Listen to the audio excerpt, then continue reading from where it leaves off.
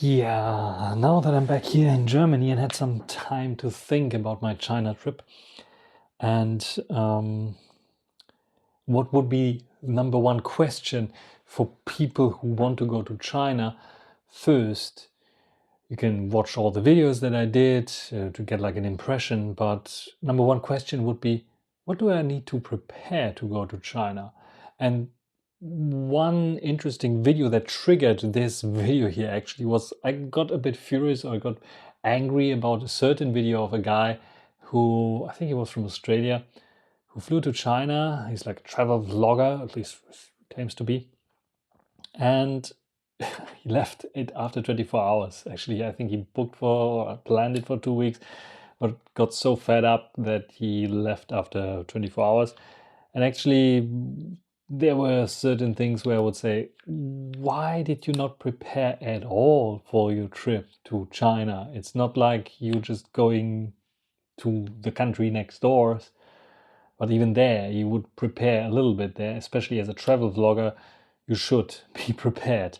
Nevertheless, this triggered this video, so I want to talk to you about what you need to prepare to go to China. So if you're interested in going to China, want to do a trip to China as well, it doesn't need to be Chongqing or Chengdu or whatever.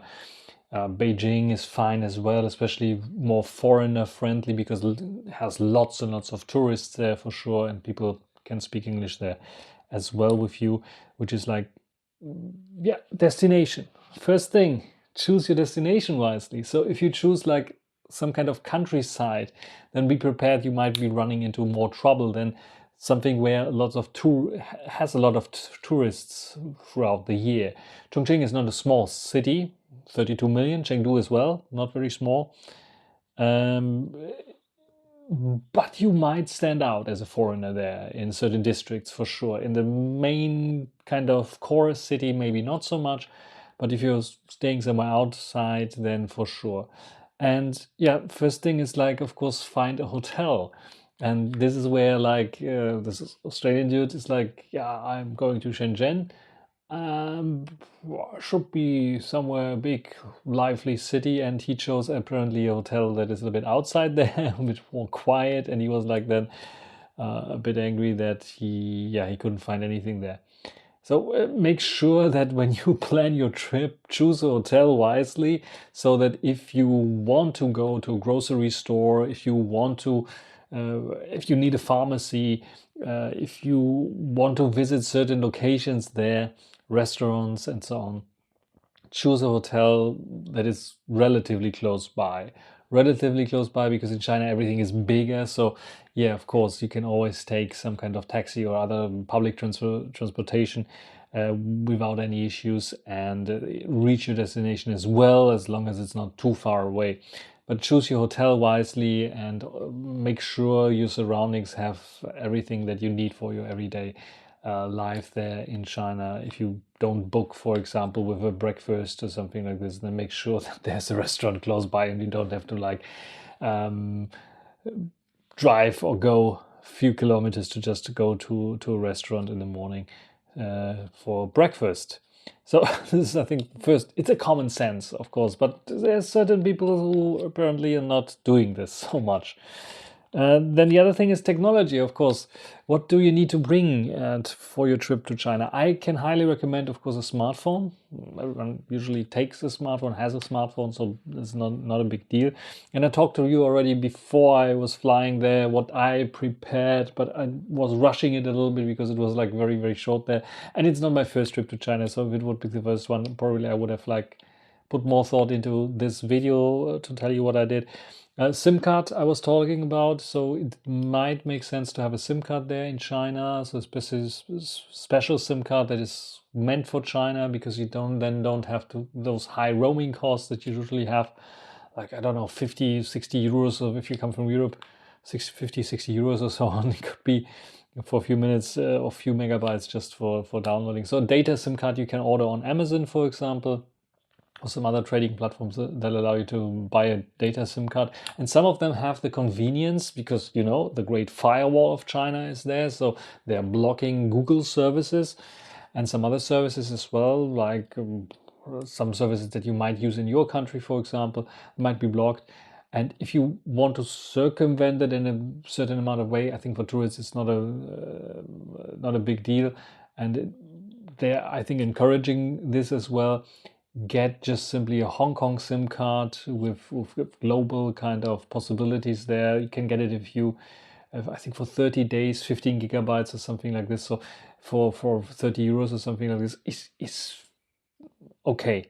I would say there's no big deal with this. But if you want more, there's also more. If you want less, you can have also less. But I would like maybe think about paying a little bit more for a little bit more data usage, because might be that you might use a little bit more data than you think initially. And yeah, the second technological thing that you should install on your smartphone, and I did it actually. Let me get my Huawei phone. This is the one that I used on my trip, the Pura 70 Ultra, if you're interested in this, is a VPN. And there are dozens of VPNs. And I was using, throughout my China trips that I did also years before, I was using NordVPN a lot. But I figured out that this year NordVPN was not working reliably for me, at least those servers that I tried out, and I didn't want to try too many out. So I sticked to Astrill VPN, which is this logo there and this app. You can see it. And this Astrill VPN was working fairly reliably in China without any issues with most of the servers there. Astrill, if you don't know what a VPN is just like creating a network tunnel from China, outside of China, to USA, to Germany, to Hong Kong, to Japan, or some other country that has the access to the whole internet, including Google services, YouTube, and Google Maps and such things, as well as Google Translate and something like this that you might need and might come in handy. Or even like WhatsApp, Facebook, Instagram, Telegram, whatever you want or need for communication, Signal as well, with people around the world. This is why it's important to have the VPN. You don't need the VPN for the SIM card, but when you're staying in a hotel, their Wi-Fi does not allow you, of course, to go to these websites or to use those applications that you might be accustomed to. So they're blocking it. The Great Firewall is like blocking it. There actually, it's not a hotel fault. It's like the policy there, no? Of course. So the VPN is useful if you're staying in a hotel, you have Wi-Fi, but you want to access all of this. So what it will do is create a tunnel to the other country, and from there you are just then browsing to the sites. This means your internet might be a little bit slower, but at least you have access to all the sites that you want to, and some people cannot live without YouTube.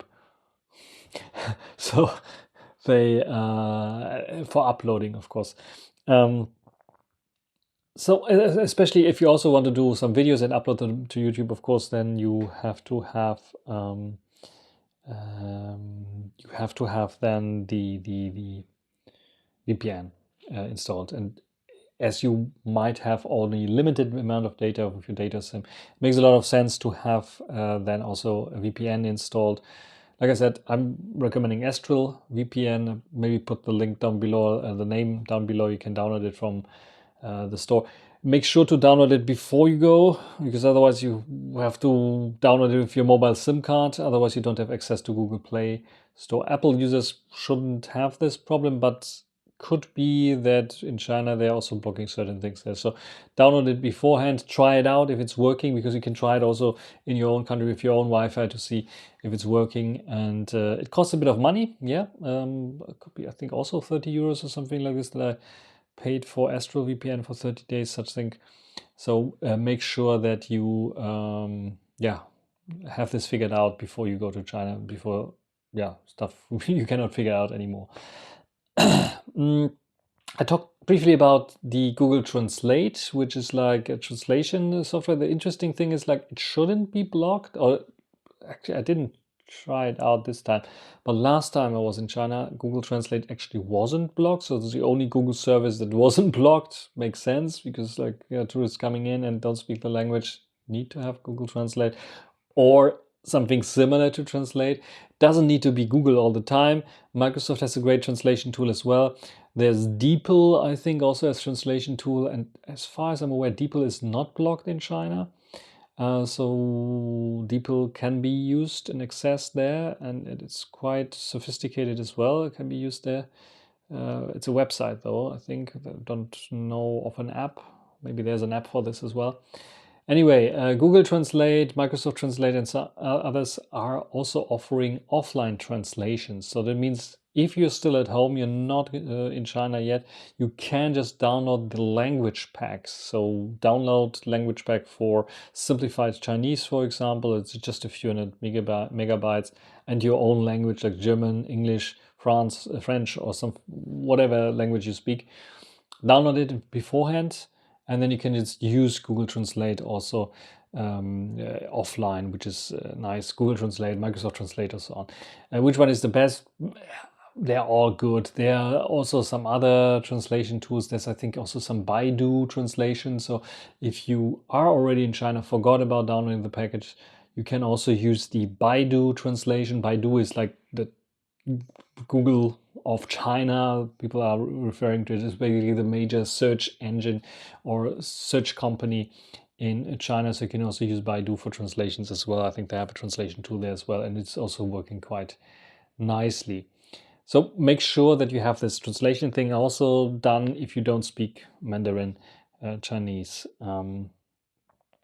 Nevertheless, I would recommend you to have some basic words in Chinese, because I think it's, no matter where you go, every country. If I go to France, I have a possibility to say bonjour, for example.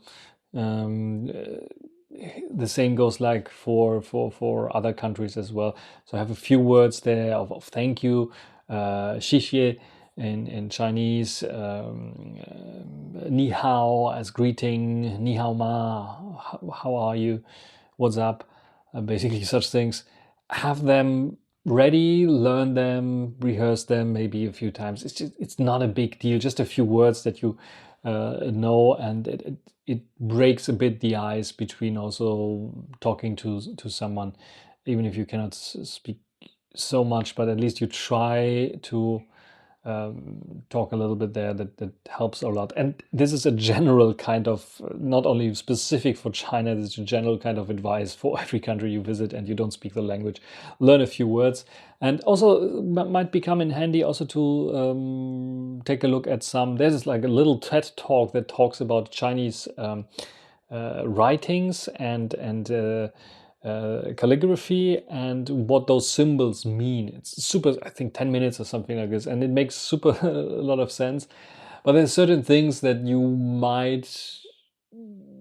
it might come in handy, like the symbols for exit, for example. That might be for an airport. Of course, airport has usually dual language, but for other things, it might be handy to know what the symbol of exit is, a symbol of toilet or something like this, how it looks like, or what toilet even means in Chinese, because if you say toilet, probably people will not know.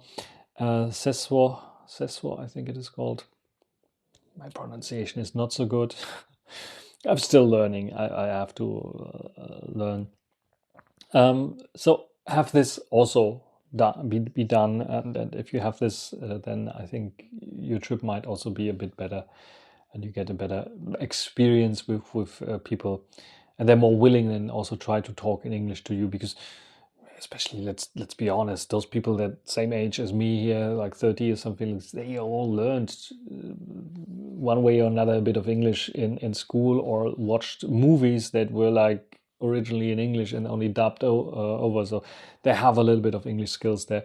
But it's the same as when I try to speak Chinese in China. I feel a bit embarrassed, and sometimes people have to push me to do it, and the same way is for them to speak English. Is like also not they have to be pushed maybe, and if there's no other chance, of course they will try to, but otherwise they might avoid it. if you come from an English-speaking country,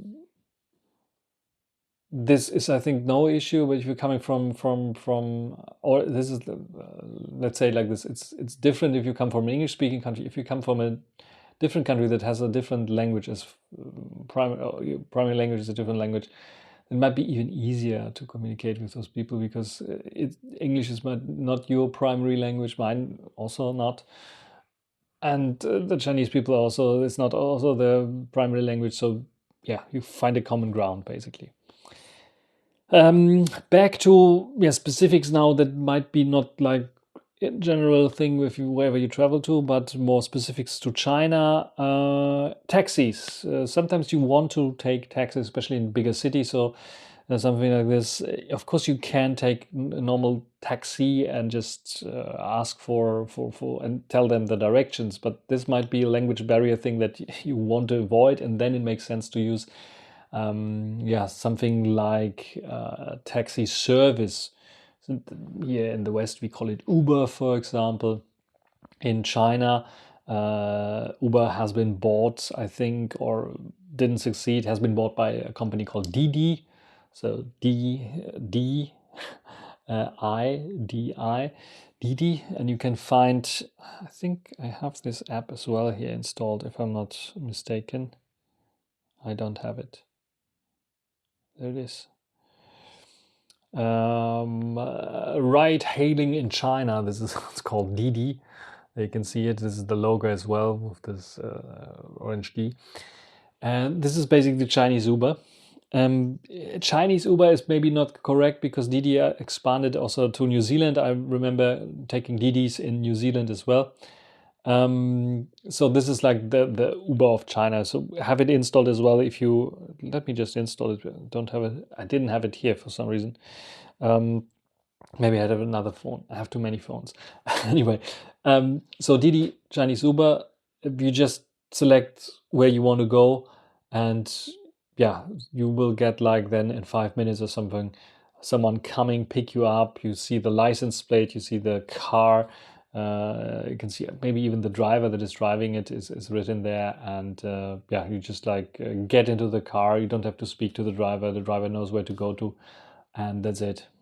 So easy peasy. It's also not too expensive, and lots of drivers out there that do this. And I'll be completely honest, those Didi cars look a bit more sophisticated, more modern, and more comfy than the taxis there.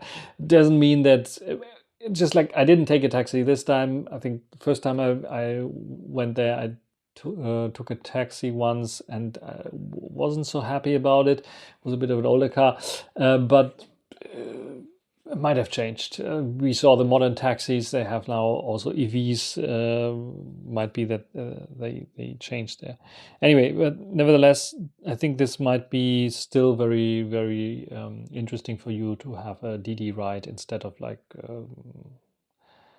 a normal taxi. But yeah, you can decide how you want to do it. It's just like one recommendation to have this Didi app there. Then the other big app that you have to have in a way is especially, Wi-Fi, VPN can always be a bit of not failing, but might be blocked as well at one point, VPN. So be prepared of this. One is, but one thing that you have to have, especially if you want to communicate with people in China, is an app called Wechat. Wechat is basically the WhatsApp of China, you could say. So basically it will be not only used for communication, but mainly for communication. So it might be that hotel staff or another person is asking for your WeChat handle, or gives you a WeChat handle. And this is a very easy way to get in contact with people. They have groups and so on. There's even, I think, groups for foreigners in specific cities where you can like chat, come together and such things, and even helping groups and such things where people help other people getting things done in China. Even when you move there, for example, it's a completely different topic, but those things exist there. So this WeChat application is essential for China. It's a bloated app, has lots and lots of functionality, has lots and lots of stuff going on there. And let me show you. What can I show you? It has moments, which is more like a Twitter kind of feed where people are posting different things there. So such things are there. There's video clips as well. There's so much integrated games in there. Mini programs are there as well. Let me load just the mini programs, and there are tons of mini programs in there and stuff that you can do with this one. But mainly why you need WeChat is for chatting with people. Even like services and so on, they use this instead of like those little cards, that you hand over to someone with your contact data. They just use WeChat and scan everything, and you can talk with those people. Also, when you go to a fair or something like this, or want to have contact with people, this is the perfect application. But why I'm talking about this application as well is like payment. Payment in China is usually done not via cash. It is usually done cashless. So just almost like the rest of the world. There's some exceptions, like Germany is still like very, very much a cash society. Japan, I think, as well. But most of the stuff is done via cashless payments, and there are two big cashless payment systems in China. One is WeChat Pay, another one is Alipay. But as you install WeChat already for like chatting and contacts and so on, you might dig in with WeChat Pay as well. This is what I did, for example, and it is open now for foreigners. When the first time I traveled to China, the second and third time, I think it was not possible to just connect a foreign banking card or foreign bank to WeChat app. Now it is possible, but again, you have to prepare it beforehand. So install WeChat maybe beforehand and add your credit card, connect your credit card with WeChat already there. Otherwise, you might be running into trouble, because connecting is not everything. You have to give them some personal information there as well, because the government apparently needs this personal information. The laws in China just require this bit of personal information there, and this includes, for example, your passport number. So you have to have this passport number handy there. In general, you should have your passport number handy as well for other stuff, like, for example, checking into hotels, because they want to see your passport. I know for some people, especially here in Europe, that travel only in Europe, it's just a big surprise there. But yes, they want to scan your passport, maybe even get a copy of your passport, and sometimes maybe you have to fill in forms in hotels where you have to fill in your passport number. Or identity number. This is something that shouldn't surprise you. So keep that in mind as well. So WeChat Pay, I would recommend, because you have WeChat already there. But you can also try Alipay. Alipay is, I think, a little bit more open, maybe with payment functions and functionalities there, because I think MasterCards are taken by WeChat Pay mostly. I'm not sure about Visa cards so much. And talking about credit cards in general in China, payment in bigger cities, yeah, where lots of tourists are, yes, it's possible. And I think also in Beijing, they now opened up the metro lines there, or the public transport lines, where you can just pay with your credit card. But in other cities, it's rare. It's more common to use WeChat Pay or Alipay, so stick to one of those, and you you shouldn't be running into any problems there at all.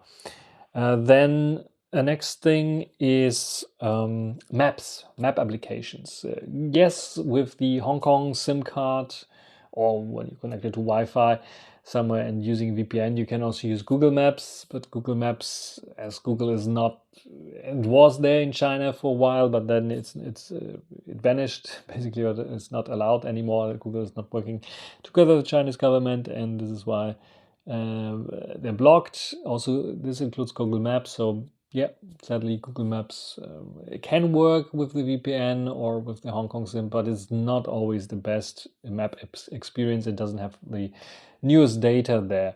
So what I can recommend is like two apps maybe. One is my favorite app. It's called AMap. The other one is Baidu Maps. Baidu, we already knew, is the equivalent to Google, basically big search engine in China. But AMap, I think, is the one that I would recommend because it has good pedestrian navigation and has lots of information there, and it's very accurate as well, and very new when it comes to new stuff there. It has 3D representations and such things, fancy stuff. I would also recommend you to install it before you go to China, just because you have to get familiar to the user interface, because the user interface is sadly only available in Chinese. AMap developers, if you're listening, please bring out an English speaking version. Just having the English labels in there would help tremendously. I know that all the ratings for restaurants or such things don't need to be in English. Just have a translate function, for example. That would be very nice for the Chinese stuff there to translate it into English, even if it's machine translation. Usually you can understand for such things. User interfaces, I think, the big issue that you run into, because as far as I'm aware, besides maybe Petal Maps, which is Huawei map application, there's no English user interface map application. But I can be wrong. You can write it down in the comments. Maybe there is one, even though it might be some Baidu Maps maybe hacked to be English or something like that.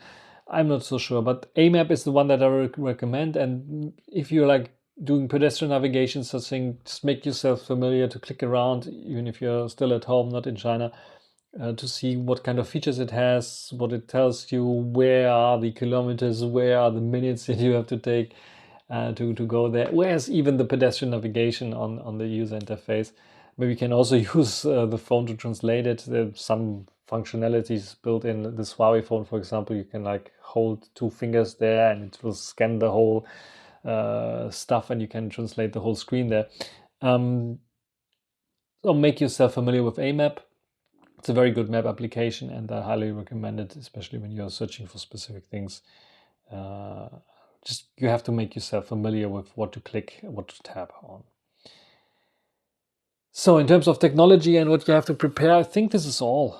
If I'm not completely, this is basically all that you have to prepare. And don't worry if I'm talking too fast. I'm not talking too fast. I'm talking too long probably. But there's some other things that I want to talk about. First of all, and now let's go back to the basics. Now, when you really fly over to China, be prepared, bring a pen. Yes, this analog kind of pen where you can write stuff with. Don't have one here. Do I have one? Should have one. So yeah, just bring a pen like this. Not a pencil, really a pen where you can write and the ink will not go away, at least not so easily. One important thing is, even it doesn't matter if you need a visa or don't need a visa, like I don't as a German citizen. Australians, I think also, and New Zealanders don't need a visa for visiting for 15 days or such things. Just bring a pen with you, because you have to fill in a form when you arrive in China. Sometimes the airlines are handing you out the form, so you can do it in the air on the airline still right before landing, 1 hour before landing or such thing. They're just very comfortable. First time I went to China, this was the case. If they don't do it, then you land there and you have to go to customs. Before you go to customs, there will be big booths there and maybe a lot of people there, depending on the airport you're landing, where you have those little fill cards there, and you have to fill in the form. You have to write down your name, you have to write down your passport number, you have to write down your visa if you have a visa. If you're visa free, you can also put it there, but you have to put your reason for traveling there, like tourism, family reunion and such things. Work-related stuff, such things. And then you also have to write down the address you are staying at. So also prepare the hotel address if you are staying in a hotel or staying with family members. The complete address, sometimes the address can be a little bit long and confusing depending on where you're living and how the addresses are looking like in your region. So be prepared to have this also there, like your passport number, the hotel where you're staying, and maybe also a Chinese phone number. if you have any, if it's the hotel number maybe eventually, or someone else, if you're visiting a relative, the phone number of the relative, such thing. Yeah, be prepared to have this prepared as well, so you can just write it down, because then you have to go into the queue with this little piece of paper and then go into customs or immigration, I would say at first. So immigration booth, someone will take your passport and will take this card. First of all, scan your face, then there's automatically some machine talking to in your native language. So my native language is German, and it's telling me to look right into the camera. So the face will be scanned, will be checked up with the biometrics of my passport, and then it says, please put your left hand or right hand, I don't remember, your 4 fingers there, and they will be scanned. Fingerprints will be scanned in there as well. It's an automatic process there, and it's nice that it's talking into your own language, but be prepared about this as well. So this is how it works with the immigration process there. And then usually maybe the person will ask you in English, probably in English, about stuff that you wrote on the card, or maybe you forgot something to write down there.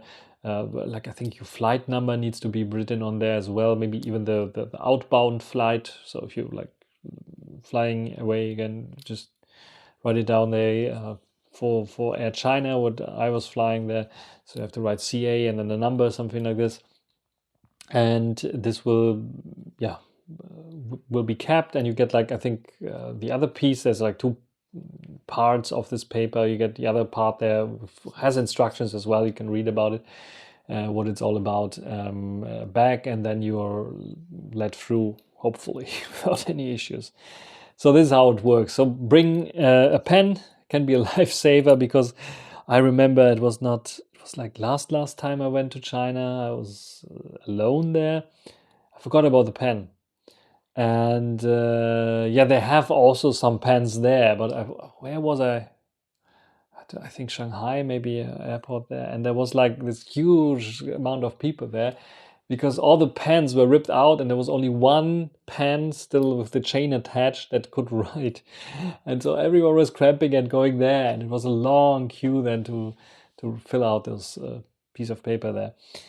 Back then it was like a bit harder as well, because you have to have a visa, such a thing. So anyway, so be prepared, bring a pen, and be prepared that you have to write down some information like your passport number and the hotel or staying address as well. Last but not least, and now the circle is closing itself. You know, this idea started from this one Australian dude who went completely unprepared to China and was then so fed up that he left.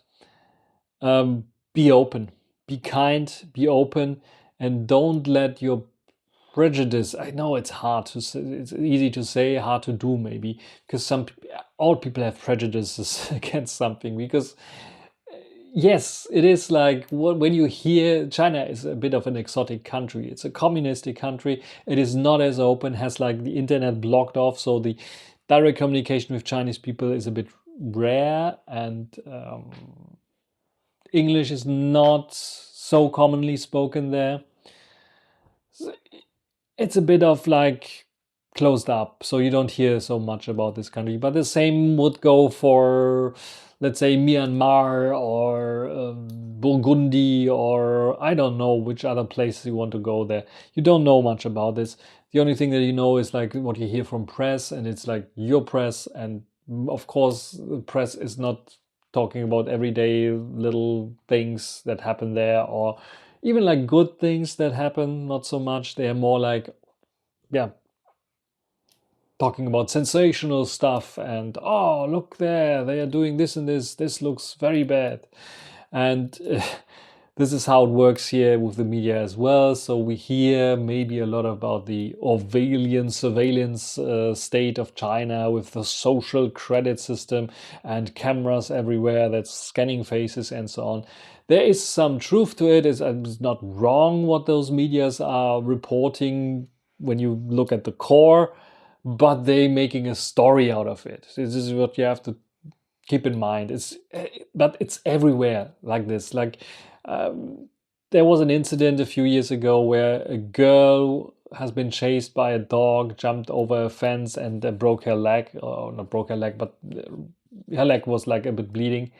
And the press was like, they're making it like a huge story. A wild animal was trying to bite this innocent little kid to death or something like this. So they made it really blown up, and the dog is the friendliest dog ever. Just wanted to play with the kid, and the kid got like a little bit afraid and ran away, and then jumped over the fence and hurt their leg. Media, they're always doing this sensational stuff. They're creating a story to make it interesting for people to read about, an interesting narrative as well. And sometimes they have bad intentions, sometimes they have good intentions, sometimes they have just like, we want to make the story working, so lots of people are clicking on the story in that time, or lots of people are buying the newspaper. So yeah, keep that in mind. Stuff that you hear in your media, like I was talking social credit system. Yes, there's some truth to it. They're testing it, but it's not a widespread thing in China, for example. So don't be afraid that if you maybe cross on red, you shouldn't. But if you get a bad social credit system in China, but it's even Chinese people don't know about the social credit. Most of the Chinese people don't know about the social credit system, and it's not widespreading kind of thing. It's not a surveillance Orwellian state. If you go to England, you find probably much more cameras in London than you find it in any city in China. So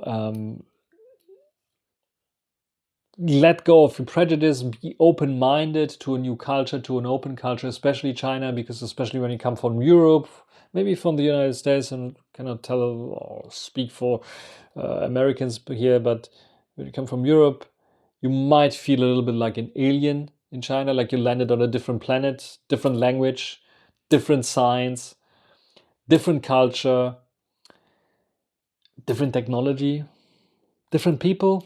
So you have to be open-minded, accepting things that are working a little bit differently. Like I told you about this culture shock, I called it, like the cars and the traffic in China. There might be some other culture shocks that you will see there as well. So be prepared for this. There's, of course, certain things where I would say don't accept it. Certain things I would not accept there. But this is your personal kind of thing. But there's people living there. They breathe the same air as you, a bit dirtier or a bit cleaner air, depending on where you're living. They're having the same red blood as you, and they want a good life. Most of people are striving for happiness, maybe for a good life, maybe for rich life as well, for wealth. Sometimes some people are striving for recognition, for people idolizing them, such things. So it's the same kind of people, but they have a different culture, they have a different background. Be open-minded for stuff. Yeah, don't let your prejudice ruin your trip, and don't be like I'm like skeptical about everything that you see there. Be a little bit open-minded, and then you will have a nice trip in China for sure. Yeah, especially if it's the first time, it's better to be open-minded. It's better not to come with a lot of prejudice there. Like I said, everyone has prejudice. I had prejudice when I came to China the first time there. I was like surprised that none of this really was kicking in there. But also I came prepared. First time I came prepared. I was the city I went to, Chongqing. I was when I first time I was like prepared, watching some YouTube videos about it. Some there, and this is the interesting thing. You hear about the sensational stuff, social credit system, and things that don't work well or don't fit, or are sensational stories that don't work with our kind of thinking mode, or with our kind of view of the world. or what's the narrative in your country. But there's so many good documentaries as well about certain things that are more neutral, more objective, let's say it like this, but no one's talking about it. And they're not like pushed up in YouTube ranked #1 or something like this. But they are very good ones. I was surprised when I was searching, first time I went to China, searching for especially Chongqing and some documentaries in German, but also in English, that there are so many there, so good ones out there. Now with lots and lots of tourists going to China, having the chance to go to China, there are also experience reports, lots of experience reports about people, and yeah, people are surprised sometimes because yeah, a lot of prejudice, a lot of those stories that are built up in their head, created by the medias, turn out to be something that there is some truth to it for sure, but it is not usually the experience that you have as a tourist going to there. So you probably won't have this surveillance kind of feeling that you're surveilled all the time in China. Hopefully. I mean, the exceptions always, like if you look a bit, but this is in every country, if you look a bit suspicious or do suspicious things there, then probably, yeah, people might watch you and yeah, you might be surveilled, might happen, but forget about that. Usually you will have a nice trip there, and if you be open-minded, shouldn't be any issues. So these are all the stuff that I'm talking about. I'm talking too long already, but yeah, it's late already. I have to go to bed. I can only do this kind of videos when the baby is sleeping now. Anyway, if you have some questions still, write them down in the comment section. I want to have like maybe a longer Q&A, questions and answers. So write them down in the comment section as well, so I can answer all your questions. I also, by the way, you can write to me privately via email if you don't want to ask down below in the comments. It's also possible, because I heard some people, I don't want it because, yeah, you can do that as well. And I'm collecting them, and maybe I will do an even longer video where I will answer some of those questions as well. So that's everything for this video. Until the next time, have a nice trip.